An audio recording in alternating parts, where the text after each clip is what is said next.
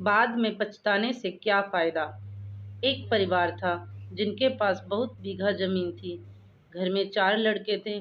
चारों खेत में मेहनत मज़दूरी करके कमाते थे। परिवार बहुत बड़ा था। जितना वे मेहनत करते उतना उन्हें मिलता ना था, क्योंकि खेत में पानी की कमी थी और मौसम की मार पड़ती ही जा रही थी, जिसके कारण खाने तक के लाले थे। तो बच्चों की पढ़ाई तो दूर की बात है, अगर इस बीच कोई बीमार हो जाए तो गरीबी में आटा गीला जैसी बात हो जाए। परिवार बहुत बड़ा था, जिस कारण आपसी लड़ाइयाँ भी बढ़ती जा रही थीं। वैचारिक मतभेद तथा सभी अपने खेत के लिए कुछ अलग-अलग करके कमाना चाहते थे, जिसे देखकर परिवार के मुखिया ने खेत को 4 बराबर हिस्सों में बाँट दिया और सभी भाइयों को अपने परिवार की ज़िम्मेदारी सौंप दी, ताकि जिसे वो बेहतर लगे वो करे। अकाल की स्थिति थी, ऐसे में चारों परिवार दुखी थे। तभी एक उद्योगपति गांव में आया। उसने इन चारों भाइयों के सामने एक प्रस्ताव रखा, जिसमें उसने इनकी जमीन मांगी और बदले में जमीन की कीमत के साथ परिवार के जो भी सदस्य काम करना चाहते हैं उन्हें नौकरी का वादा किया। दूसरे दिन छोटे भाई ने सभी को विस्तार से पूरी बात बताई और कहा कि वो इस प्रस्ताव के लिए तैयार हैं, लेकिन बड़े दोनों भाइयों ने इनकार कर दिया। उन दोनों ने कहा, यह पुश्तैनी जमीन है, हमारी पूजनीय है, भूखे मर जाएंगे लेकिन जमीन ना देंगे। छोटे भाई ने बहुत समझाया, लेकिन वे नहीं माने। कुछ दिनों बाद उद्योगपति ने यह प्रस्ताव अन्य खेत के मालिक को दिया। उन लोगों ने विकट परिस्थितियों एवं बच्चों के भविष्य को देखते हुए प्रस्ताव स्वीकार कर लिया।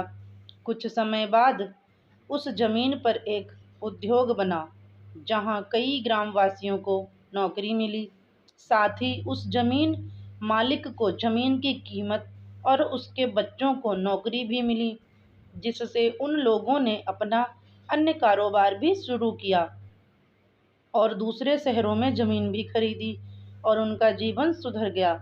उन्होंने एक बड़ा सा बंगला बनवाया, जिसमें बाग को संभालने का काम वो चारों करते थे, जिन्हें पहले उद्योग का प्रस्ताव मिला था।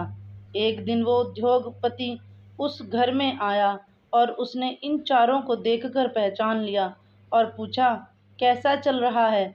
तब सिर झुकाकर साहूकार का कर्ज बढ़ गया था, जमीन हाथ से चली गई, अब मजदूरी और बाग का काम करते हैं।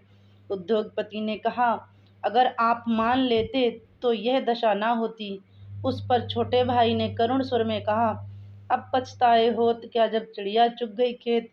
वक्त रहते फैसला ना लेने पर बाद में पछतावा करने का कोई लाभ नहीं होता। माना कि भूमि में भावनाएं जुड़ी हैं जो पूर्वजों की अमानत हैं, लेकिन पूर्वजों की अमानत के लिए वर्तमान और भविष्य को खत्म कर देना कहाँ तक सही है। आपके सामने आपके बच्चे अनपढ़ हैं, भूख से मर रहे हैं, आप फिर भी जमीन के मोह में हैं। शायद मैं गलत हूँ, पर मैं अपनों को इस हालत में नहीं देख सकता। आज के दौर में पैसा ज़रूरी है, इस तरह का फैसला गैरकानूनी काम नहीं है। कल को आपके बच्चे पेट भरने के लिए चोरी डकैती करेंगे तो क्या आपके पूर्वजों को शांति मिलेगी?